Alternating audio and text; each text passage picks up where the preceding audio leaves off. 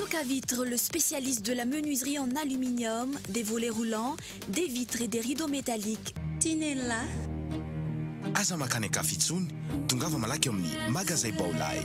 LPG vous garantit des résultats à corps et visage 100% naturels. En exclusivité chez Silhouette Institut, enceinte Tana Waterfront, un mot de vous.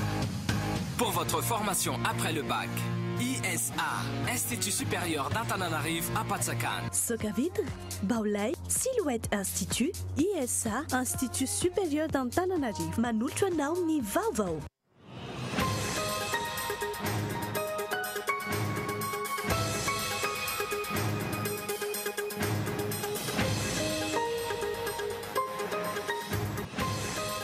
Sarotra ny ilazana fa fifanana madio ny fitondram-panjakana tao amin'ity fifidianana kominaly ity. Mitoetra ny Ramatahora ataony mpitondra fanjakana eny amin'ireo tompony ndraiky fanjakana eny fotony amin'izao akatoko ny fifidianana izao. Misy amin'ireo mpiasa fanjakana no rahonana ho afindra toerana na isorina amin'ny toerana raha tsy manao fampelezan-kevitra ho an'ny candidat HVM. Fandrana andramena kan Chine pandrara manambola iray no nosamboriny mpitandro filaminana omaly. Kolikoly avolenta no hiapangany ity gros bonnet ity. Eo pelatana ny fitsarana ny rara saingy manany amin'ny mety sy ny famitsorona vonjinaika ny fiarahamonim-pirenena Alliance Vargasy noho ny fahefana arabola ananany io pandrara io na dia efa roa taona azy izao no nanangolana amin'ny pirofo isamborana azy. Lamina ny CPE nanaja ny toromarika nomen'ny préfecture ny polisy ny lehibe ny Cisco Omaly ireo candidat be ny tanàna eto andrenivohitra amin'ny fampelezan-kevitra raha ny fanazavahan'ny tompona andraikitra ny sekoly. Ny farany volana Jolay nivoaka ny valopeo anadinana CPE.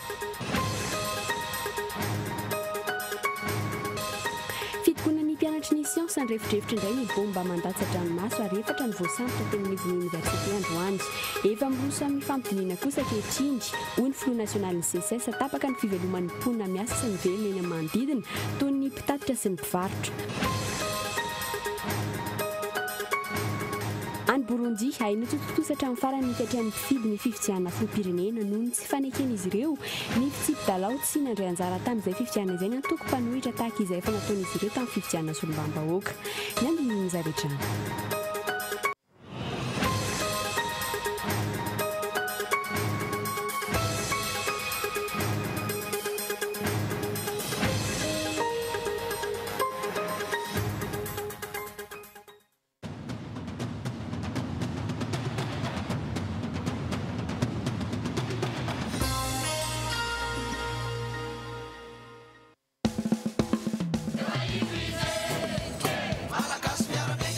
Efa niasa ho anao izy. Ary mbola hiasa ho anao. Atolory olokendry no avy ny tanànantsika. Fidiobe ny tanàna ireo candidat malagasy miara-miaingy sy ireo mpanolotsainany amin'ny faharaiky amin'ny 30 Jolay ho avy zao. Malagasy miara-miaingy ny toko fitaka fa ny atao no hita.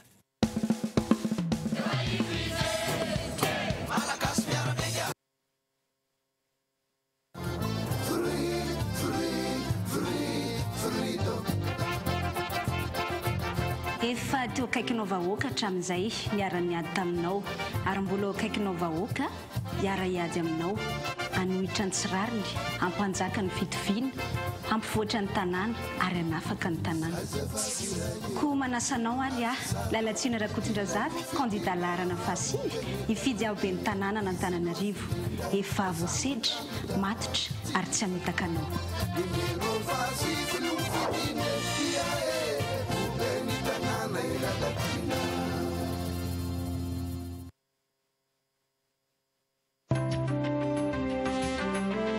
Ampitiavana lehibe no iarabako antsika mponina kadikely lafy amin'izao ilatsahako candidat be ny tanàna izao. Ireto avy ireo programa entintsika ampandroso ny tanàna: fitantanana mangarahara, fametrahana fahandriam-pahalemana maharitra, fanatsarana ny sosialy, fijerevana manokana ny tanora sy ny fanatanjahantena. Koa manasanao ary hisafidy ny lalana fahavalo ao amin'ny bulletin tokana Mirana Rajona ny 30 Jolay. Fa ny fitiavana no lehibe indrindra.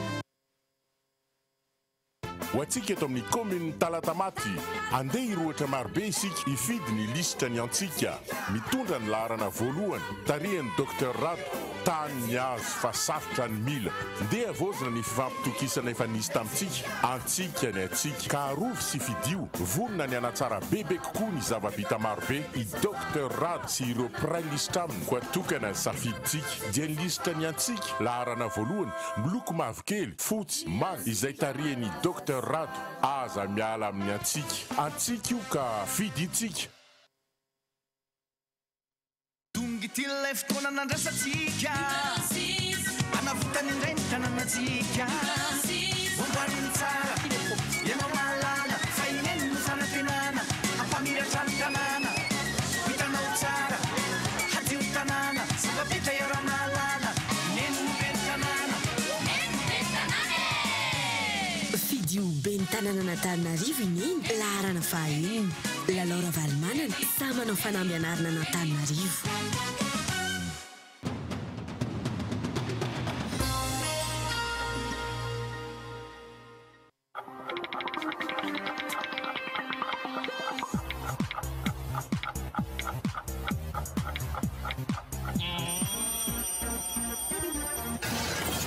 La technologie d'éclairage du TV LED Changong est la plus avancée du marché. Full HD, ultra fin, ultra complet et design.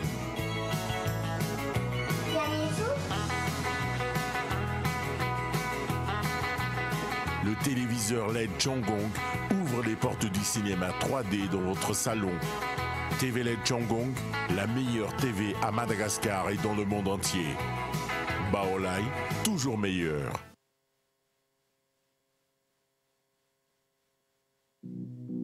Avec la technologie d'amincissement par l'hypomodelage, vos graisses disparaissent, votre silhouette raffermie et resculptée et votre cellulite lissée. Les soins Undermolite comblent et lissent les rides, raffermissent et redensifient la peau, redessinent l'ovale du visage. Sans douleur, sans chirurgie, la stimulation cellulaire LPG vous garantit des résultats à corps et visage 100% naturels. En exclusivité chez Silhouette Institut, enceinte Tana Waterfront, un mot de Soc à vitre en Outapenac, menuiserie en aluminium, rideaux métalliques, volets roulants, vitres, tôle,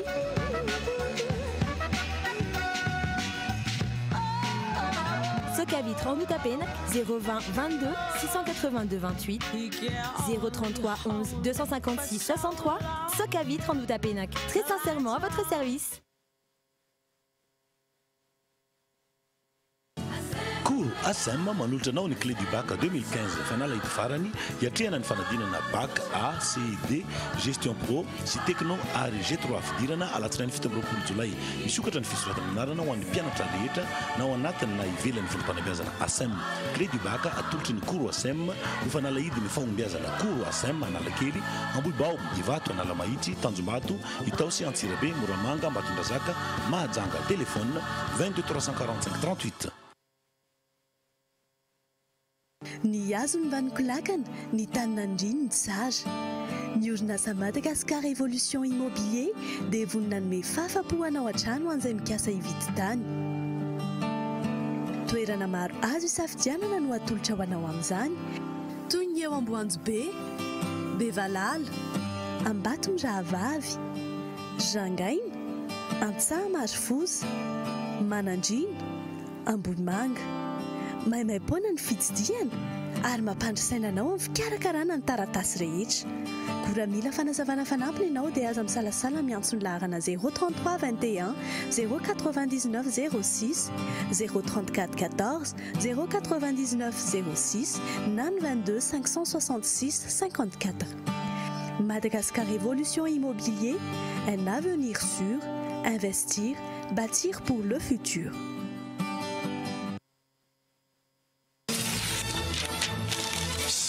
Bourrage ndray ty mandreraka be very fotoana fotsiny fantatrao ve fa rokatra amin'ny 3 minitra ny fotoana very amin'ny bourrage mila vahaolana ampiasao ny navigateur la taratasy 7 isanjato tsy misy bourrage raha taratasy tsotra dia 5 alina ny bourrage navigateur kosa dia ray ihany ary mitsitsy 7 isanjato amin'ny fandaniana encre stonaire navigateur économisé par la qualité.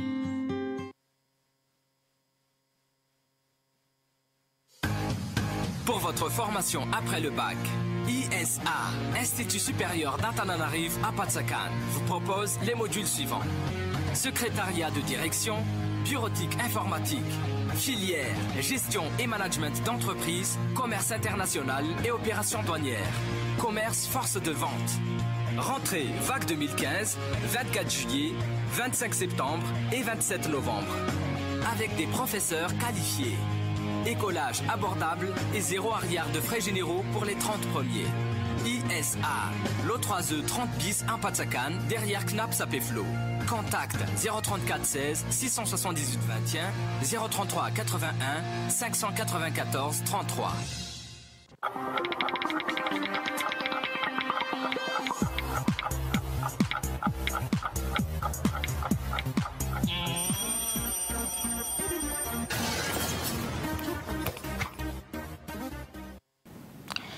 Mankasitraka anao hatrany manaraka ny fahitalavitra kolo amin'izao fotoana izao miarabanao tompo-kilasy tompo-vavy ary manasa anao ampanajana anaraka ny fampalalam-baovao hatramin'ny farany. Anokafantsika avy hatrany ny fampalalam-baovao ny lafiny toe-karena Rarandramena mpandrarapanam-bola iray no nosambory ny mpitandro filaminana omaly no ny fandranana Andramenantsokosoko makany Chine. Kolikoly avolenta no iapangano io voalaza fa isan'ny grobone amin'ny Rarandramena io. Eo ampelantanan'ny fitsarana andrara manomboka eto saingy manany amin'ny mety sy ny famotsorana vonjomaika ny fiarahamonimpirenena AVG na ny Alliance Foargasy no ny fahefana arabola ananany mpandraharaha io na dia faharoa taona aza no nikarohana sy nanangonana ny pirofo rehetra fanadihadiana iarana amin'ny andro Randrianasoa. Hatramin'ny taona 2024 no fananangonana ny pirofo rehetra na ahafahana ny samotra ny mpandraharaha mpanondrana Andramenantsokosoko iray omaly. Fanamorana ny fanelanelalana sy ny famarotana Andramena avy eto Madagasikara makany Chine sy ny famotsinjany eo Afrika ny voalaza fa ataony. Isana tafiditra io mpandraharaha io ny fandranana Andramena tsy latsaky ny 30 kantenera izay nampandalovana tao Zanzibar mialohan'ny andranana izany nakany Chine ny volana febroary 2024. Eto zay manao antsoa fa hoe olon-tsotra mba nataontsika hoe nanao dénonciation amin'ny resaka bois de rose dia ny accusena pour diffamation tsy nahazo liberté provisoire mihitsy. Ity efa nanomboka tany amin'ny 2013 tany ny fiara-miasa nakana information sy proof dia mino zahay fa tsy tokony tonga amin'izany hoe azo liberté provisoire dia tsy ho hita le olona satria manana ataontsika hoe fahefana arabola le olona satria anisan'ny tena tao anatin'ity trafic ty raha ny fahafantaranay azy. Raha mpitsona tolotra ny fampanaovana ity raharaha ity raha ny vaovao avy amin'ny Alliance Foargasy hatrany. Tsy nahazo vaovao mikasika izany kosa nefa ny teo anivon'ny ministera an-tontolo iainana raha nanao tatitra tamin'ny mpanao gazety omaly. Ny ministera izay vatsy ny banky iraisam-pirenena lela volatra amin'ny 4 faingo roa tapitrisa $, ampangaraharaana ny fitantanana any Andramena eto Madagasikara.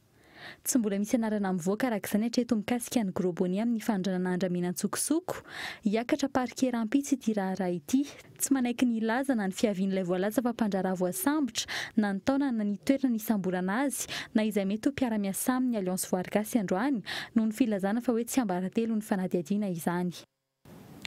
Mbola eo izay lafiny toe-karena izay hatrany afaka efa-bolana indray ho fantatra ny famatsim-bola ho azon'ny Madagasikara na tsy ampiasaina hanarenana ny toe-karem-pirenena mizara amin'ny sehatra telo dia ny fitantanana, ny sehatra tsy miankina ary ny tontolo iainana. Mbola ny ampahany tamin'ny Fed andian'ny faraiky 12 ihany hatreto no famatsim-bola avy any ivelany tafiditra ao anatin'ny kitapo-mbola-panjakana atao anatin'ny Repoblika faefatra. Ankilany anefa ny aba sy ny hetra tsy araky ny nantenana ihany koa fanadihadiana avy hatrany iarana amin'ny andro Randrianasoa. Na ina ny vola hoentina mikarakara ny sosialim-bahoaka ao amin'ity taona 2024 ity raha ny voarakitra ao anatin'ny lalàna amin'ny fiantetim-bola-panjakana sy Pantsina ho an'ny taona 2024 izay efa nankatoavy ny filan-kevitry ny minisitra.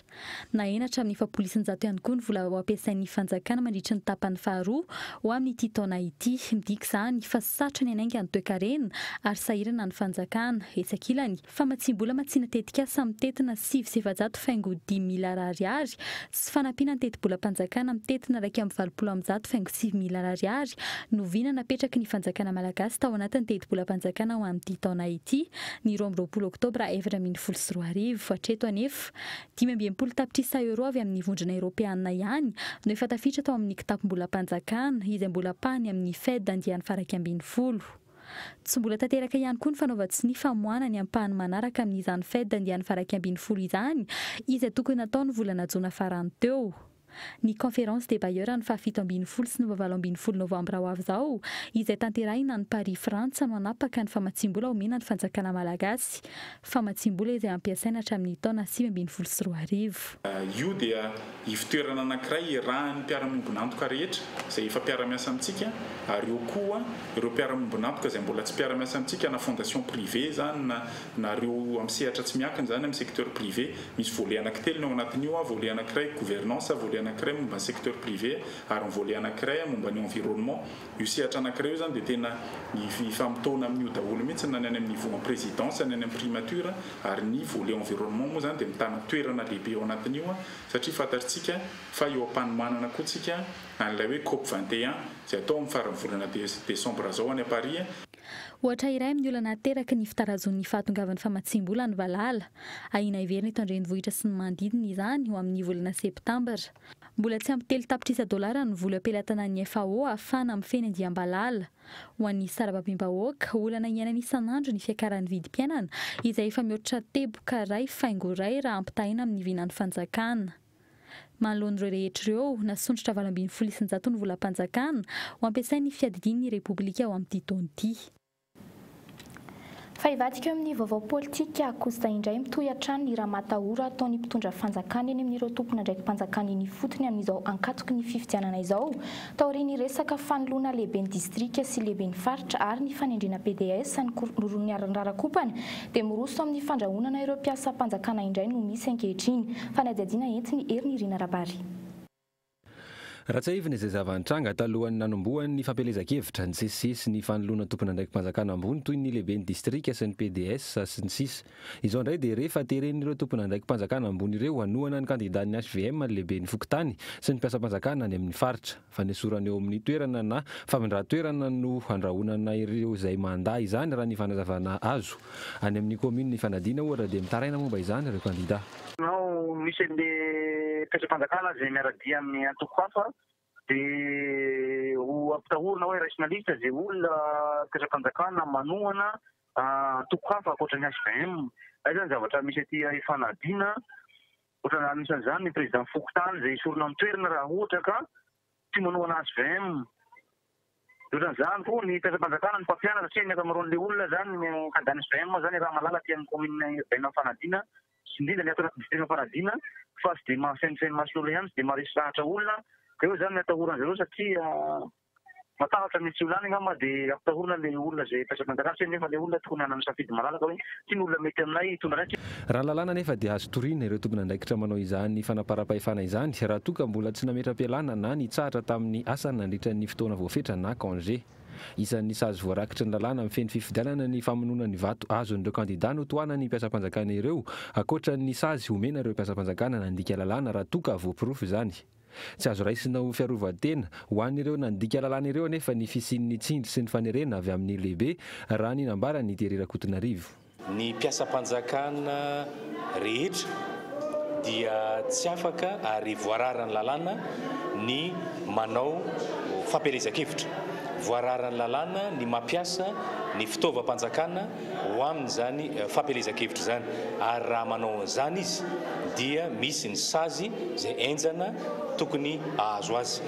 Tsy fialan-tsiny mihitsy na ho an'ny mpiasa-mpanjakana na ho an'ireo solon-tena-mpanjakana ny hoe no teren'ny lehibenay izay ka nanao fampelezan-kevitra. Ary raha izay no fialan-tsiny any amin'ny fitsarana na raha izay no fialan-tsiny mba tsy hahafoana ny vatony izay kandidany toanany dia tsy tombony zany. Fa raha ohatra ka misy ny lehibe manery ny mpiasa dia azon'ilay mpiasa atao no mitory an'izany sy mampakatra an'izany aneviny fitsarana. Raha ny zava-misy ankehitriny sarotra ny ilazana fa fifaninana madio no tian'ny fitondram-panjakana atao amin'ity fifidianana kominaly ity. Ireny fanaparam-pahefana isan-karazany ireny ve ilay nambaran'ny filohan'ny nasionaly ny antoko HVM fa anao izay rehetra azony atao izy ireo hampandaniana ny kandidany ity antoko ity amin'ny fifidianana.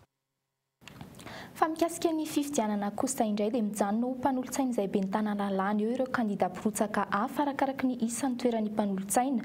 Ny isan'izy ireo izay miankina amin'ny isan'ny mponina sy ny sokajian'ilay komina na ambonivohitra na ambanivohitra. Mijanona ho mpanolotsaina kosa ireo lisitra avy amin'izay kandida voafidy. Sora Kotondrina.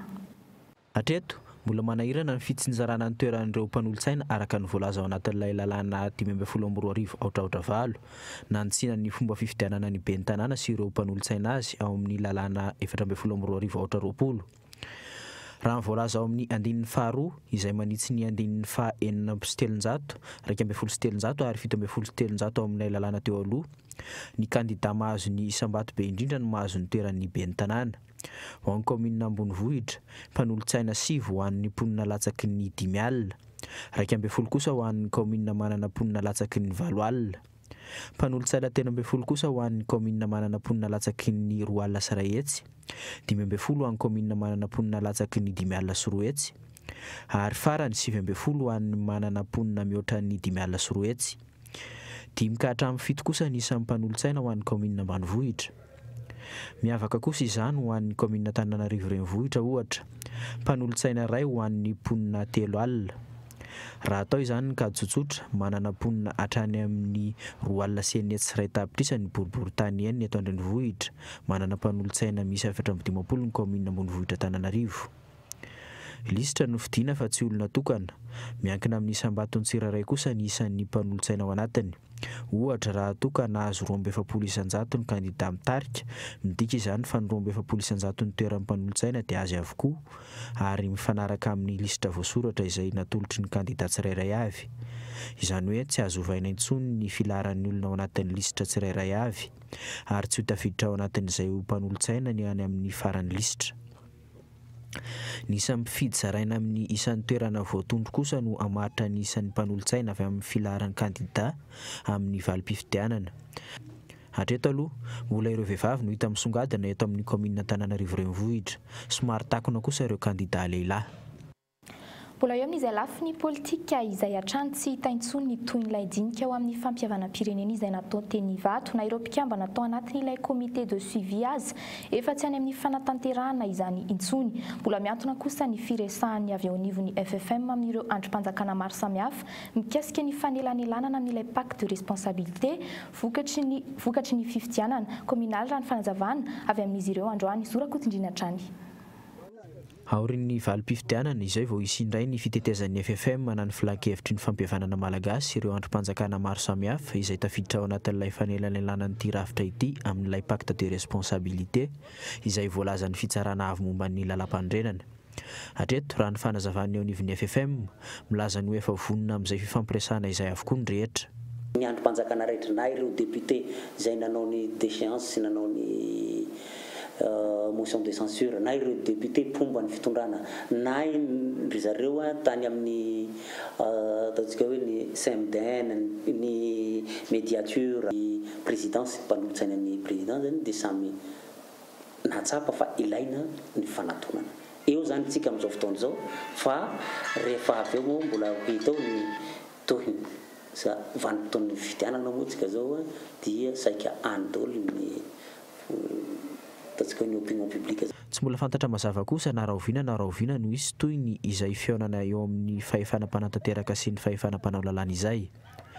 Ny FFM izay milaza ho tsy mbola nahavita hatramin'ny farany fifampiresahana teo amin'ireo androm-panjakana ary tsy mbola hanolotra tolo-kevitra fa hijanona eo amin'ny fampiaonana ny rotonta ihany. Zay zany nataonay dia ny fanamorana ny fanatona ny samy androm-panjakana ny mpanao politika. Fa tsy zahay ny hanolotra an'ilay pacte fa rehefa mivory ireo olona reo fampiresaka dia ireo samy ireo no mahita hoe zao ny tokony hatao amin'ny pacte de responsabilité mba hisian'ny fahatoniana ara-politika eto amintsika. Manoloana izay anefa tsy mbola misy mazava ny toeran'ny tsirairay eo anatin'ity pacte de responsabilité ity. Ny fahefana-panatanteraka izay mbola mijanona amin'ny heviny hitazona ny gouvernemanta, ny ankilany kosa izay mitady ny anovana izay gouvernemanta izay. Hatreto anefa samy tsy mbola nisy nanao fanambarana ofisialy ny amin'ny tena sosokeviny amin'izay fifanarahana izay na ny andaniny na ny ankilany. Na ny endrik'ilay tokony ho fifanarahana aza tsy mbola fantatra mazava. Torak'izany ihany koa tsy hita intsony ilay fehi-kevitra nivoaka teny amin'ny dinika ho amin'ny fampihavana-pirenena teny Ivato. Tsy hita intsony hatramin'ireo comité de suivi manara-maso ny fanatanterahana izany. Ny fehi-kevitra teny Ivato izay heveriny be sy maro isan'ny fototra ny tarika ny krizy teo amin'ireo androm-panjakana hatramin'izao. Fandrefidrefitra indray ny bomba mandatsa-dranomaso ary efatra ny voasambotra teny amin'ny oniversitena Ankatso androany mbola toy ny fitokonana ataon'ireo mpianatra amin'ny fakultény siansa momba ny tokony iverenan'ny fampianarana. Efa miroso amin'ny fifampidinina kosa ankehitriny hoy ny filoha nasionaly CSS. Etsekilan'izay miteraka faty antoka sy fanelingelenana ho an'ireo mponiny amin'ny manodidina ny fisian'ity fitokonana ity ka mampimenomenina azy ireo fanadihadina entiny Erny Irina Rabary. Tamin'ny 7 maraina dia efa nanomboka ny tangorona teo amin'ny faritry ny esplanady Ankatso ireo mpianatra mpanao fitokonana. Ny antombo isa tsikelikely izy ireo ka nanomboka ny fitsioka sy ny orakoraka. Saika hidina haka ireo namany mbola tavela teny ivelan'ny faritry ny anjerimanontolo hanatevina azy ireo. Ireto mpianatra ireto no nirosona nantona ny mpitandro ny filaminana ka naraikitra ny sakoroka raha ny fanazavana ireto mpianatra ireto hatrany. Vao tsy tonga tany amin'ny 119 zay vao tonga teo ambany dia tonga dia efa nandefa lacrymogène ry zareo avao amin'ny moraiky. Dia zay nefa tsy nieritreritry ny toraka na tsy nieritreritry naninona zay fa ry zareo ny tonga dia namaly anay tamin'ny lacrymogène zay tsy mbola nanao ninina. Zay nampatonga ny mpianatra tezitra namaly tamin'ny toraka. Zay ny zavatra nitranga androany. Ny anay aloha rehefa hoe miana mampianatra mampampianatra dia efa zay zany ampy anay zay tsy mitady zavatra ankoatran'izay zay. Efatra ny voasambotra tamin'ireo mpianatra nanao fitokonana androany. Ratsaivina fitakinany iverenan'ny fampianarana amin'ny laony no ataon'izy ireo ary ataorin'ny fitokonana nataon'ny mpampianatra mpikaroka mivondrona eo anivon'ny CSS zay izany. Raha ny fanazavana nomen'izy ireo hatrany dia vao ray volana sy tapany izao no nanomboka ny taom-pianarana ho an'ny sampam-pianarana misy azy ireo. Hatreto kosa dia mbola voahiditra amin'ny fifampitaniana hitadiavana izay marimaritra iraisana ireo mpampianatra eo anivon'ny CSS raha ny fanazavan'ny filohany androany. Amin'izao fotoana izao zany dia mivory sy midinika ny section rehetra eraky ny Madagasikara andinihana ny fanapahan-kevitra ho raisina. Aty amin'ny anjerimanontolo dia mandinika tsara hoe afaka mitokona ve izay dia afaka mitokona ny CSS. Ny vokatra izay raha ny mpianatra no manao ny fitokonana ny vokatra izay dia ny syndicat ny CSS tsy afaka miteny hoe momba na tsy momba. Fa ny syndicat dia miaro izay foana ilay izy hoe miaro ny zoan'ny mpampianatra. Nandritra izay 2 andro ny sin'ny fitokonan'ny mpianatra izay tapaka ny lalana maro ihany koa ireo zavatra simba eny amin'ny manodidina. Tapaka niaraka tamin'izay ihany koa ny fitadiavam-bolan'ireo miasa sy mivelona eny amin'ny manodidina ny anjerimanontolo. Ho an'ireo fiara fitateram-bahoaka ohatra ny enatra amin'ny 220 isan-jato ny fidiram-bolan'izy ireo araka ny fanazavany. Mbola mihoatra izany ny fatiantoka ho an'ireo taksi eny amin'ny manodidina. Ho an'ireo mpivarotra eny amin'ny manodidina kosa dia fitaintainana isan'andro no iainana ankoatra ny fatiantoka noho ny tsy fisian'ny tsena. Ny hena mihitsy. Zao anao tsy manana na 5 000 raha nefa ohatry zao mba manana na 20 tsara anao na 30 ary mba hoe mba entina mody raha rive. Raha ohatra hoe mahazo 2 alina zay isan'andro dia zao lasa 3 arivo ngamba no azonay raha ohatra zao satria tena tsisy olona mandeha tsisy ninina dia potika tanteraka le asa. Tena tsy mananana mihitsy tsisy vola miditra mihitsy. Nefa ny entana midy eto nge alaina dia avy eo aloha rehefa arivo. Dia nefa tsisy varotana izao tsisy olona mandalo fotsiny ny ankizy. Ny fanjakana izy manana ny fiainana mpianatra toa tsy mpianatra koa rera fa le mpampianatra ao mampirisika an'ireo ngamba. Tsy mbola fantatra aloha zany hatreto hoe Rovina no ilaminy ity korotana eny amin'ny oniversité n'Antananarivo ity. Ankilan'ny mpianatra manao bodingirina amin'ny fitakiny. Andaniny kosa nefa ny mpitondra fanjakana manao bemarenina manoloana ireo olana misy. Fahadimy amby 20 amin'ireo oniversite misy aty Afrika kosa ny oniversité n'Antananarivo amin'ny lanja sy ny isan'ny voka-pikarohana ary ny fanarahan'ireo izao tontolo izao ny asany amin'ny tambazotra ny internet. Fanadihadiana nataon'ny Journals Consortium tamin'ity taona 2024 ity tamin'ireo sekoly ambony sy oniversité miisa 770 sy 700 aty Afrika. Ny emitro laharan'ny Madagasikara io raha ampitahina tamin'ny fanadihadiana izay natao tamin'ny taona 2024 fanadihadiana. Malaza fa mahay ary misongadina ireo manampahaizana malagasy miasa any amin'ireo orinasa goavana maneran-tany toy ny NASA, ny Boeing, ny McDonald's sy ny sisa. Nianatra teto Madagasikara izy ireny ary nandalo pahaizana tany ivelany avy eo. Tsy ahitana taratra ny laza tsara an'ireo mpanampahaizana malagasy miparitaka maneran-tany ireo anefa ny laharan'ny oniversité malagasy ankehitriny. Fanadihadiana maro no manaporofo ankehitriny fa latsaka ambany ny laharan'ny oniversité eto amintsika amin'ny lanjan'ny fampianarana sy ny voka-pikarohana, ny hetsika mahasarika mpandalina sy mpikaroka maneran-tany. Ny laza noho ny firesahana azy amin'ny tambazotra ny internet. Tamin'ny taona 2013 laharana fahatelo amby valopolo no nisy any Madagasikara amin'ireo masotsivan'ireo.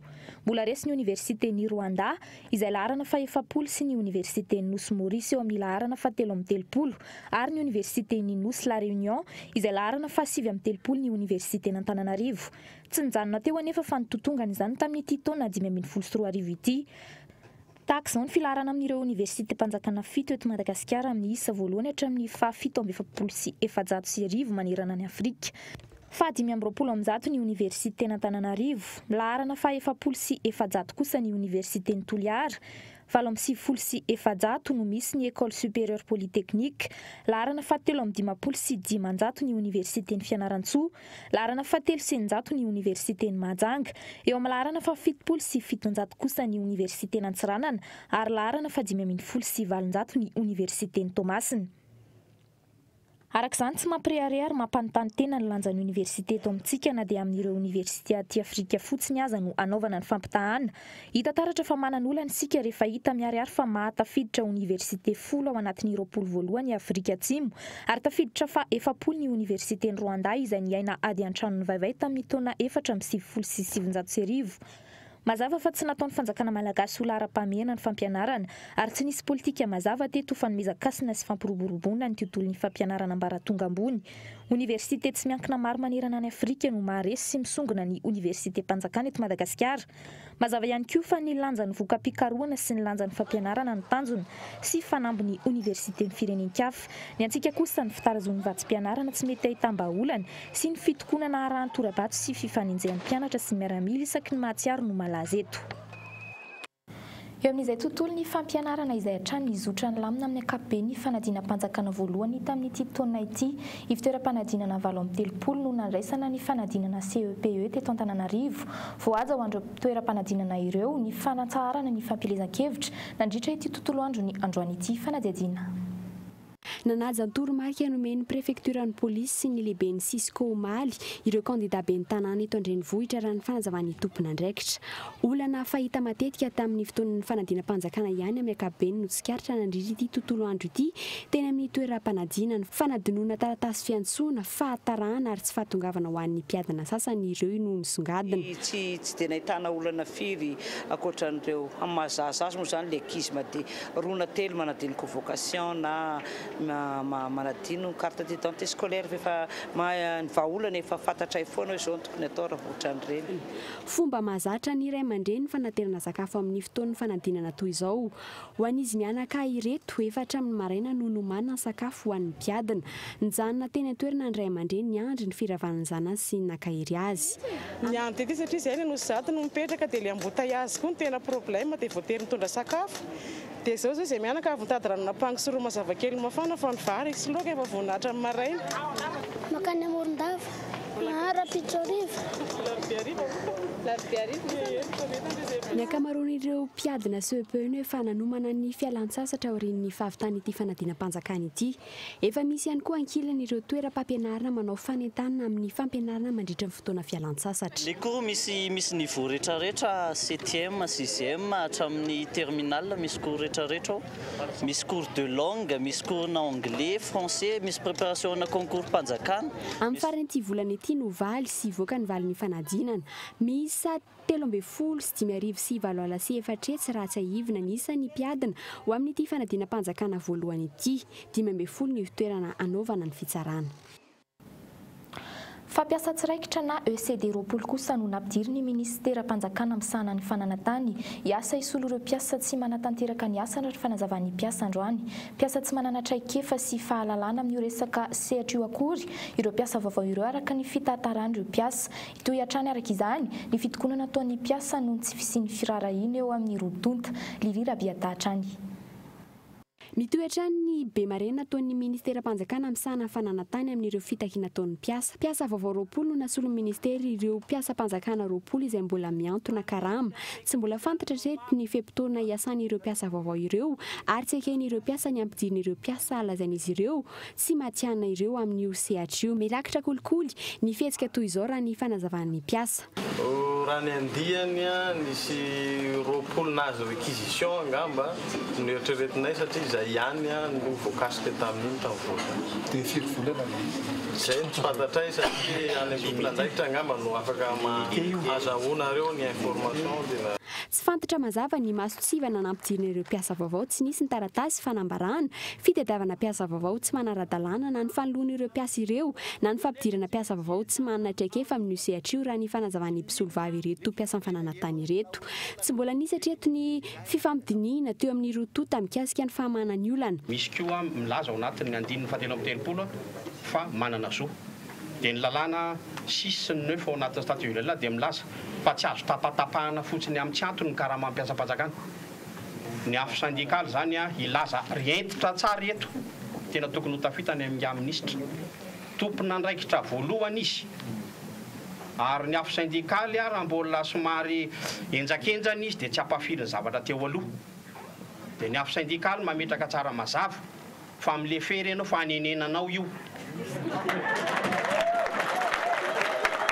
mampametra-panontaniana nyreto mpiasa ireto hoe rehefa fitakiana tony ahoana no ahitan'ny fanjakana sy ny tompony andraikitra vahaolany sy marimaritra iraizana efa 2 volana latsaka ankehitriny fitakiana nataon'ireo mpiasa ny fananantany ireto saingy tsy mbola misy miaino androany tonga nanatevina ny fitakiana ihany koa ny solotena ny mpiasa ny ery Madagasikara ny avy amin'ny syndicat Sekrima sy ny syndicat ny mpiasa mpanjakana ambony ary ilay fikambanam-be ny syndicat na ilay afo syndikaly tsy hijany intsony hetsika raha tsy misy ny fifanarahana tahaka izay natao tamin'ny ery Madagasikara raha ny fanazavany ny magaga amin'ity resaka ity dia ny hoe vahaolana petatoko tahaka izao ve no hita ny fanjakana nefa resaka fananantany ny olana eo amin'ny tontolo ny serasera kosa indray nakato ny fanjakana omaly ny fahitalavitra ATV na ny Antananarivo Télévision fahitalavitra mifaningotra amin'ny commune Antananarivo Renivohitra ny tsy fananany statut na sata manokana izay no voalaza ny Tale Général ny ministera ny serasera fa antony izay fanakatonana izay madidina ny zato tapitrisa mahery no vola very no izany raha ny fanazavany Tale Général ny ity fahitalavitra ATV ity fanadiadiany Michel Anarajona Eritaona tao aorian'ny fisokafany idiny fanjakana omaly ny varavaran'ny fahitalavitra TV fanafoana ny fahazahoan-daliny trandraka na ny annulation de l'autorisation d'exploitation izay no hita eo amin'ny taratasy nalefa amin'ny ministera ny serasera herinandro lasa izay raha ny fanazavana azo mpiasa 10 mahery no fantatra fa tsy mananasa noho izany ary midangana ny vola very raha ny fanazavany Tale Général ny orinasa ity raha ny tena marina moa zany dia anisan'ny zavatra mety hoe olana kely ateraky ty le annulation ty zany dia hoe raha ohatra izay nanao ny convention dia 5 taona zany ny faharetany ary raha ohatra moa manao investissement ohatrao dia matetika eo amin'ny 300 eo zany ny retour sur investissement ary ny ATV amin'izao dia anatina phase de lancement zany zany hoe mbola tena mampiasa vola be miinvestira zany fa mbola tsy misy vola hoe tena miditra ary amin'izao fotoana zao zany zay raha nitsahatra le licence zany dia vola be iny zany no azo atao hoe very satria tsisy antenaina amerina azy zany ary zay no mbola mety hoe anaovana négociation raha mba ohatra misy any zany fomba ahafahana manokatra indray le télé sy le radio fa mametraka fotsiny fanjakana hoe hatreto ny limite amin'ny matélé municipal anareo dia zao ny azonareo atao arika izany mbola manantena ny sokafany fahitalavitra ny avy eo anivon'ny commune mazava kosa nefa ny fanazavany Tale Général ny ministera ny serasera tsy ara-dalàna ny ATV ary tsy sokatra intsony radio télé io zany tsy statut zany amin'ny de service public azy maha hoe nasa fanjakana azy tokony misy statut ny organisation zany hoe izy ny mitantana ny PCA ny CA ny direction générale ny rehetrarehetra zay natao organisation ka zay miandra an'izay mbo tsy régularisé hatao amin'izao zay resaka organisation sy fonctionnement zay le izy zany satria le izy manomboka hoe manahirana zany le izy manahirana satria tsy mazava le fonctionnement l'organisation sy fonctionnement raha tsy aivina ny taona 14 no nahazo ny fahazahoan-dalina hitrandraka ny ATV mampametra-panontaniana no hoe maninona no eritaona ty aoriana vao akaton'ny fanjakana izany fahitalavitra izany raha toa ka maro ireo patron de presse no efa naneo fa tsy manara-dalàna ity fahitalavitra voalaza fa an'ny commune ity tamin'izany fotoana izany Ofitina aminao indray ankehitriny ny vaovaon'ny fampielezan-kevitra tamin'ny tontolo androandroany izay niarahana tamin'ny antoko MMM Simapara arahoary ny famitihana nataon'ny Gaëtan Andrentsylavo.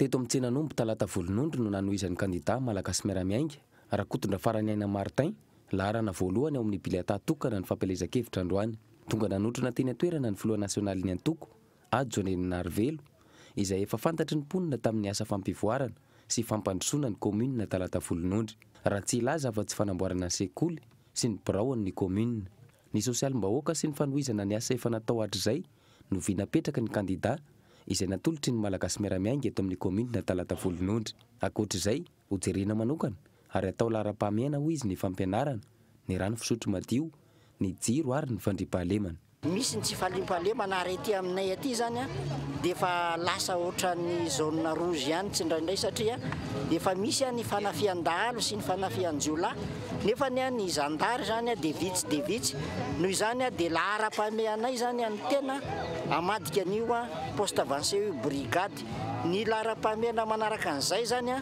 dia eo ihany koa ny fametrahana ny rano fisotro madio amin'ireo fokontany mbola tsy misy ary ny fahatelo zany dia fanatsarana an'ireo sekoly izay efa misy satria marihana fa ny fokontany rehetra zany eto amin'ny commune talata dia efa manana EPP daholo fa fanatsarana ary manaraka an'izay dia miezaka koa izay mampiditra jiro amin'ireo fokontany izay mbola tsy manana ankoatr'izay nandalo teto amin'ny fokontany tsara honenana ihany koa ireo mpikambana ao amin'ny antoko malagasy miaramiainga sy ireo mpiaradia aminy izay notariny ny filoha nasionaly ny antoko tsara honenana iray amin'ireo fokontany ao anatin'ny commune vaovao namboatra biby laharana faharoa amin'ny biletatokana ny kandida natolotry ny malagasy miaramiainga ho peny tanàna eto ambohitra biby ny fakana ny etaetan'ny vahoaka sy ny fokontany tsirairay avy no fototra iaingana ho amin'ny fampandrosoana hoe ny kandida isany atao lara-pahamehana izany hoy izy satria tsy misy fampivoarana ny faritra raha tsy miainga avy any fotony dia manohy izay asa izay mbola tsy vita sy fanatsarana ihany koa ary manaraka koa dia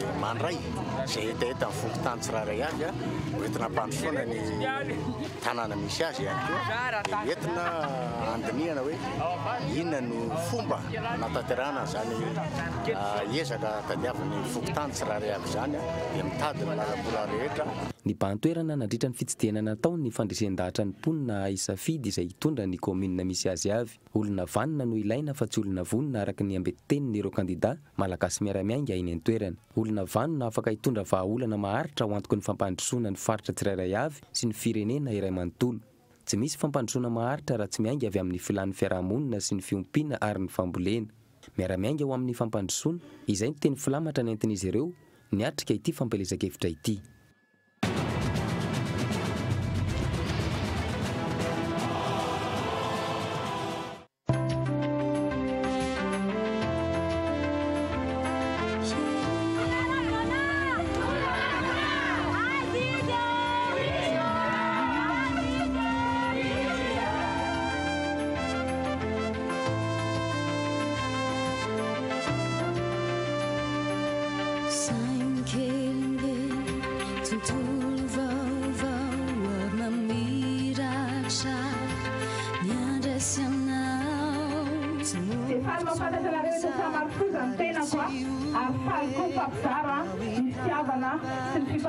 fifanampiana ary mifampitonjovana amintsika mpiara-belona ny antony joroko dia tsotra ny fahavalontsika dia ny sosialim-bahoaka ny fahasahiranana ny fahavalontsika fa tsika tsy manana fahavalo ankoatran'izay ifanampysika ifanometanana ary tao anatin'izany nandraisako tanana manokana ho an'ny zaza madinitsika izay nanana fahasahiranana teo amin'ny tsy fahampiana-ra-tsakafo hotohozako izany ny tompo-kilasy tovovavy ninninona toerana misy anahy mba hazahoantsika fahafahana mitovy sy fahasalamana mitovy ary sakafo mitovy toy ny olon-drehetra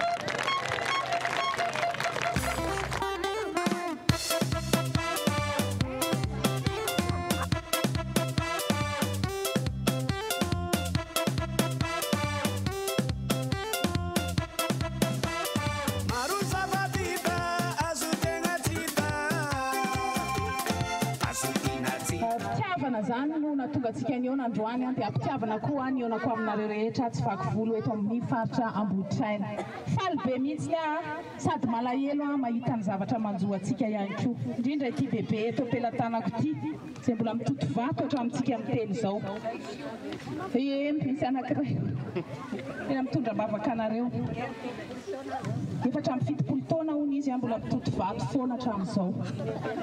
Nanapa-kevitra ilatsaka be ny tanàna ny tenako a tsy kisendrasendra na hoe noho ny toedra rà na inona fa tena fahavononana rehefa amatona ny omanako ho be ny tanàna tompolasy tompotovavy tsy voandroany anao omaly.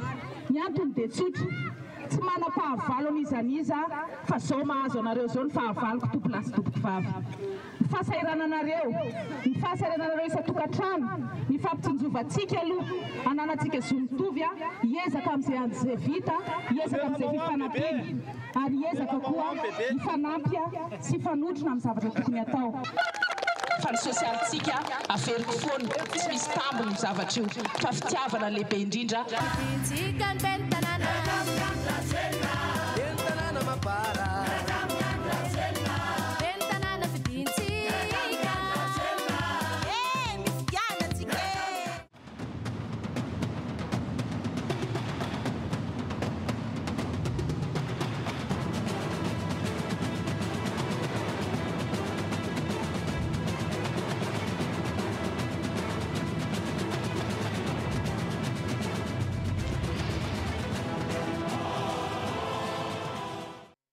Maresaka avy any ivelany kosa indray any Burundi, olona roa omaly no maty vokatry ny fifanjevona tamin'ny tanàna maro tany an-toerana.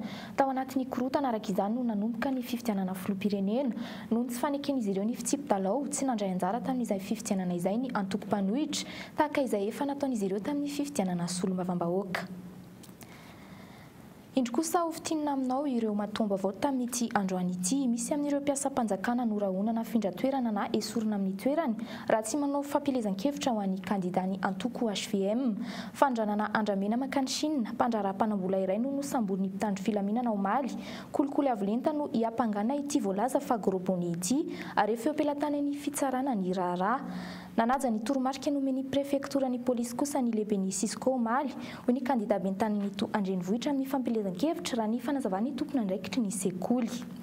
Nirefitrefitra indray ny bomba mandatsa-dranomaso ary efatra no voasambotra teny amin'ny oniversité n'Ankatso androany. Efa miroso amin'ny fifampidinina kosa UNICES ankehitriny araka nambarany filoha nasionaliny. Dia izy ihany koa tompo-kilasy tompo vavy no entina manarana ny fampalalam-baovao tamin'ity takariva ity. Ankasitrana fenenona anaraka izany hatramin'ny farany mametraka ny veloma ho amin'ny rahampitso indray.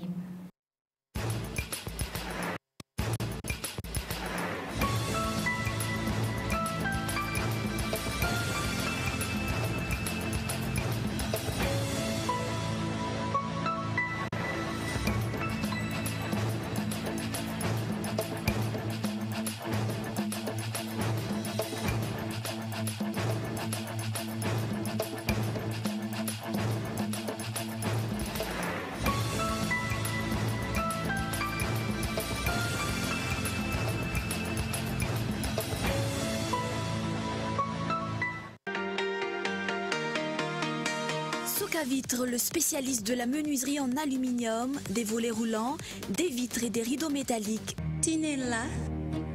Aza makany akafitsony, tongava malaky amin'ny magasin Baolay. LPG vous garantit des résultats à corps et visage 100% naturels. En exclusivité chez Silhouette Institut, enceinte Tana Waterfront, un module.